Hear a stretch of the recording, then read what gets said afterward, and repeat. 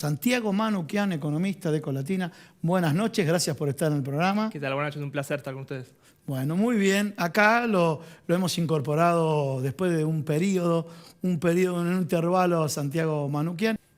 A título de introducción, hacemos un ejemplo de todo esto, las consecuencias económicas, o sea, el mediano plazo, el largo plazo, el día de mañana, o sea, si se da vaca muerta, menos dólares, menos importación, pero bueno, hoy por hoy en las expectativas de la gente, ¿qué es lo que está pasando? A título de introducción, uno diría que la gran discusión que se está dando dentro del gobierno y que tiene también muestras un poco lo que viene pasando con estas últimas semanas y justamente con lo que sucedió con el exministro Culfas, es una discusión que tiene que ver que hay una dinámica de crecimiento económico, de precios internacionales récord, de baja del desempleo, que estamos en los menores niveles de 2016, que no se está traduciendo en la manera en la que se esperaba en una reversión acelerada de la vulnerabilidad social, algo que sí ocurría en los años 2000. Entonces hay una parte del gobierno que está buscando ir hacia ese lugar y otra parte del gobierno que ve que hay restricciones. Y la principal restricción ahí es el acuerdo que firmó Argentina con el FMI, que te exige hacer algunas correcciones, que hay parte del gobierno que está de acuerdo en ir hacia esas correcciones, quizás no en la magnitud que se plantea, pero por lo menos propender a eso,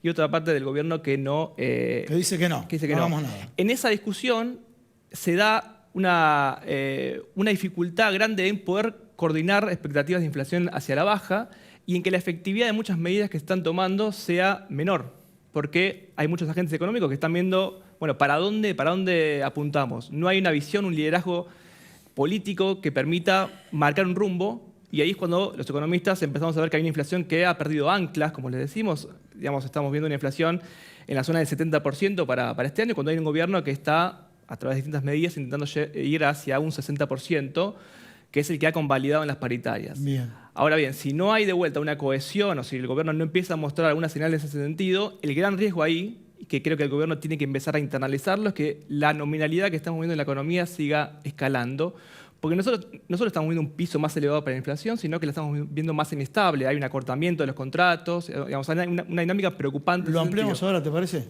¿Lo ampliamos ahora? Sí. Santiago, bueno, a ver si podemos ordenar un poco las ideas, aunque la inflación no se puede ordenar, pero a ver si podemos ordenar las ideas. Por ejemplo, se dará a conocer en unos días que baja un punto, decimos 0,8, vamos a ser pesimistas, la inflación.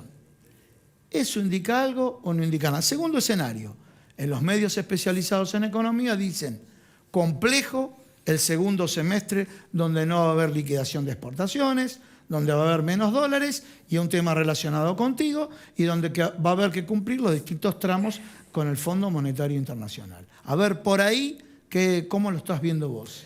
Mira, nosotros en nuestra última medición de mayo relevamos un 5,2% de inflación. Esto marca una importante moderación respecto al 6% que habíamos tenido en abril. Creo que cada mes tiene, digamos, una preocupación distinta que te puede dar lugar a un shock en el caso del precio de los commodities y la energía, como fue la guerra en Ucrania, pero también en junio ahora vamos a tener el ajuste en las tarifas. Eso te va a agregar más combustible a la inflación. Y lo que estamos viendo también es lo que damos en llamar una calecita de los precios relativos. Es decir, a ver, vamos a la calecita, me gustó, pero le vamos a adaptar el lenguaje a la gente. La calecita de los precios relativos. A ver, un producto de precio cuidado que no coincide en góndola, o un producto del mismo proveedor que tal vez está más barato que precio cuidado, o que el mismo producto encontrás 10 precios diferentes. Vamos a la calecita. La calecita significa que vos cada mes estás viendo que hay un sector económico que está queriendo acomodar sus precios al nuevo nivel de sus insumos, por ejemplo. Entonces, lo que ocurre es que esa carrera nominal que estamos viendo es la que te lleva a cristalizar una inflación más elevada a futuro. En un contexto donde las paritarias están... Sí. Te detengo acá y seguimos tu secuencia. Vos decís, al nuevo nivel de sus insumos. Y te pregunto, ¿al nuevo nivel que presume que van a estar los insumos o que realmente están los insumos? Bueno, yo antes hablaba de cómo se han desanclado las expectativas inflacionarias. Entonces, si vos no lográs coordinar las expectativas de los agentes económicos hacia futuro y no se ve un horizonte claro hacia dónde vamos, ese ajuste va a ser cada vez más rápido. El otro día estaba hablando con un empresario gastronómico y me decía, es la primera vez, ni siquiera en 2018, en 2019, cuando tuvimos las correcciones cambiarias abruptas de aquella época, en que mis proveedores me están ajustando los precios 2 veces al mes. Me dijo, tengo ese problema y el otro problema es que no estoy consiguiendo mano de obra. que es un poco lo que yo decía antes. Estamos con un nivel de actividad económica elevado, estamos en los mayores niveles de principios de 2018, pero a la vez tenemos esta nominalidad que viene creciendo y de vuelta lo problemático es que ahora seguramente... Para explicarle, yo quiero, disculpame, ¿no? Mi labor periodística. Sí. Cuando dice actividad económica, la macroeconomía, por ejemplo, un análisis interanual, creció el sector metalúrgico, está preocupado por el futuro. Le fue mal con respecto al mes anterior, pero la macro, como mencionó Santiago, hay indicadores que son favorables. La gente en la calle no lo ve.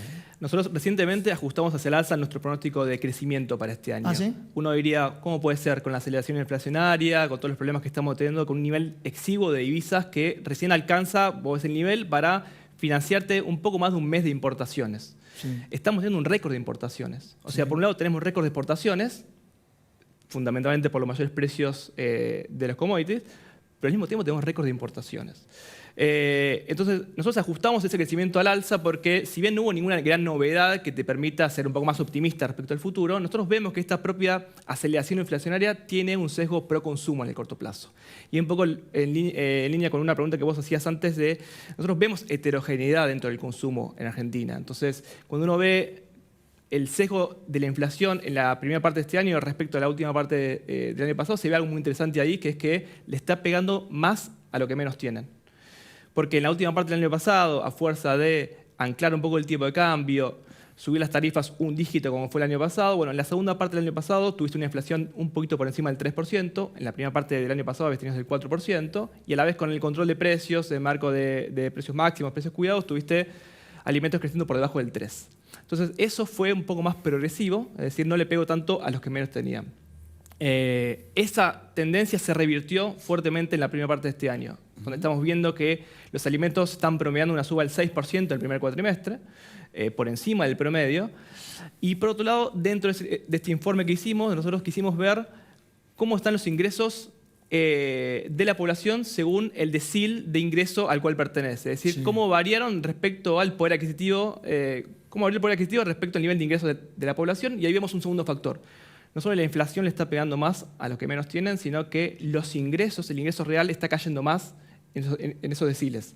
Entonces ahí la preocupación es cómo atacó eso. Y el gobierno ahí tiene dos estrategias básicas. Una es paritarias para el sector formal, sí, una pauta que fue incrementada al 60% en promedio, pero el problema de esa pauta es que al mismo tiempo te retroalimenta la tendencia inflacionaria. ¿Por qué? Porque bueno, tenés acuerdos más cortos, hay acuerdos como uno ve la UOCRA o bancarios que estás ajustando en promedio hasta el fin de año 5% mensual cuando uno lo mensualiza. Por lo tanto, le estás agregando también a la ecuación de las empresas un combustible adicional. Y que también, digamos, hay diversidad dentro de las propiedades paritarias, ¿no? No es que todos los sectores van a recuperar lo mismo que lo que perdieron el año pasado.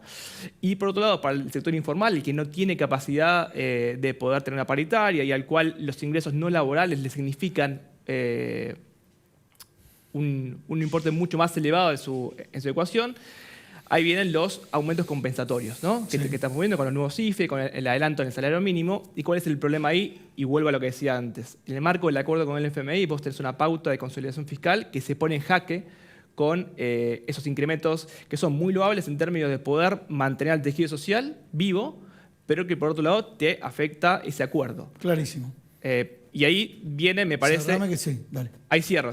La renta inesperada, el impuesto a la renta inesperada, intenta cubrir, porque son más o menos 0,3% del PBI, que es muy importante, intenta cubrir de alguna manera ese gasto adicional que tuviste, que intentan compensar este aumento de precios que estamos viendo.